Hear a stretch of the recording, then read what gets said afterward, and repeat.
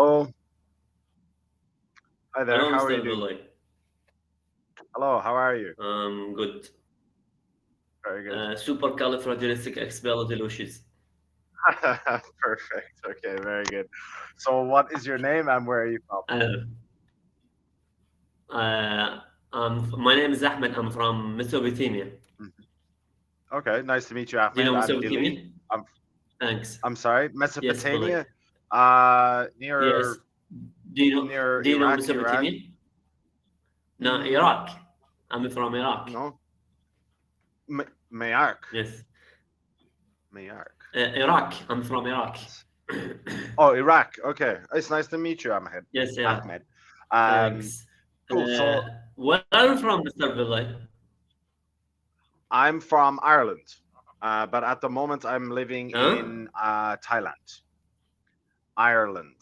I'm from Ireland and I live in Oh, I'm Thailand. sorry. I don't hear. You're from. You are Is Irish? is that better? I'm Irish. Yes. Hmm. You are. You're Irish. Nice to meet you. It's my Yeah. pleasure to meet you. Okay. Yeah. My pleasure Let too. me ask you about the how to improve English language with the as a second language.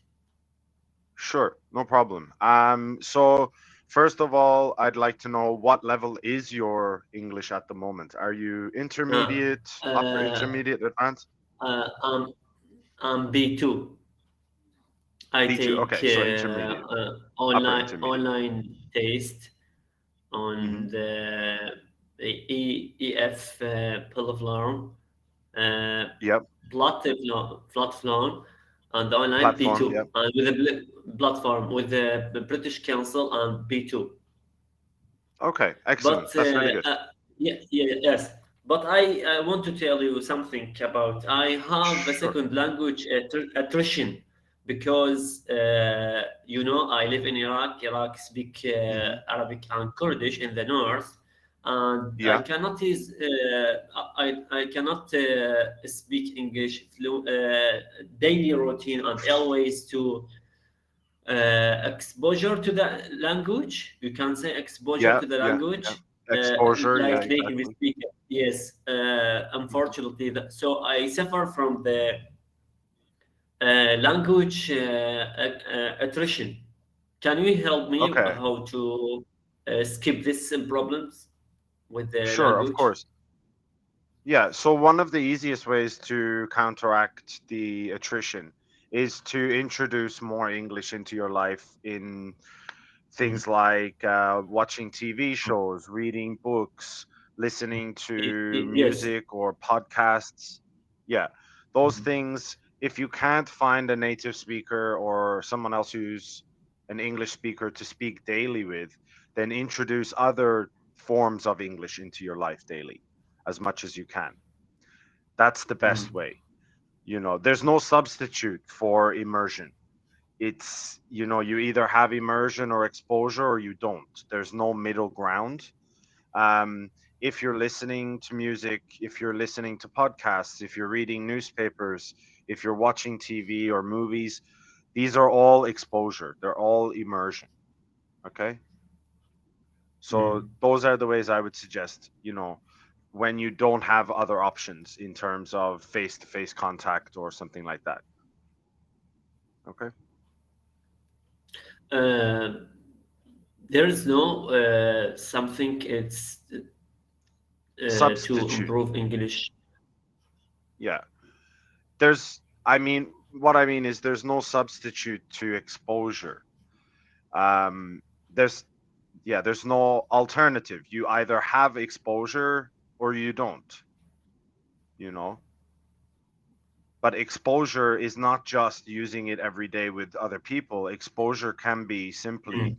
listening to music and things like that, you know. Uh, uh, do you think exposure to the language that's me to learning me English automatically without say vocabularies because I always listen the vocabularies, phrases, sentence, and the stories and so many vocabularies and language. I mean, yeah, there is passive learning. Um, Mm.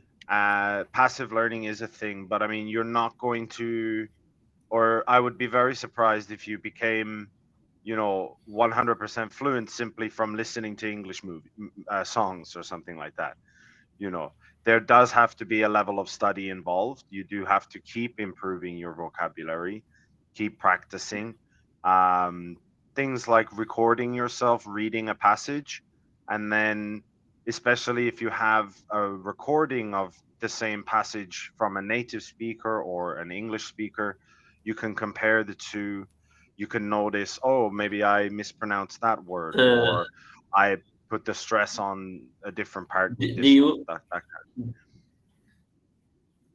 do you think stories, save stories and listen to stories, that's it's a better way to input more vocabularies and sentences and phrases?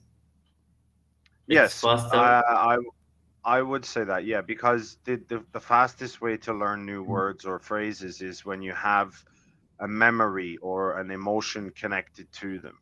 So if you're reading a story and it makes you feel, oh, that's nice, or oh, that's a sad story, or oh, that's a cool story, those emotions will help you to remember what you've learned, because that's what we do with our minds. We tie memories together with emotions, with Uh, feelings, and those things help us to remember them more clearly.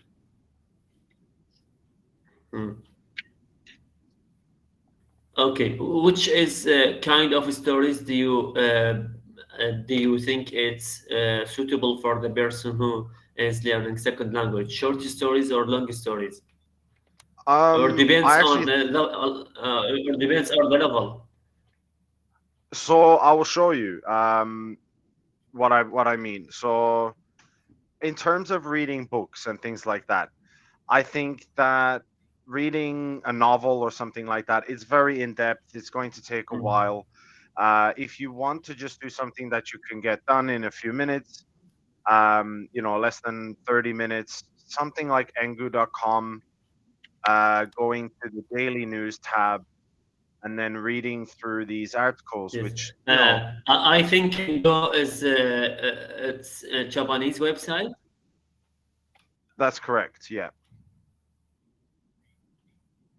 hmm but the news stories are worldwide Mm. news. Okay, is there website to give me plan to improve English and vocabularies? Yeah, Angu, I think, is a great one for that. You've got more materials Can you hear here. me, Billy? You've got, I'm sorry. Yeah, I think it can help a lot. I use Angu quite often with many of my Huh? students when we have I lessons. think the I think uh,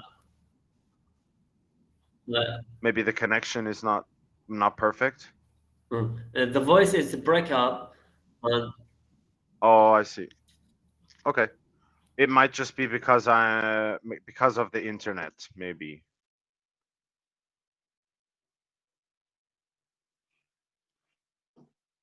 some issue with the Wi-Fi.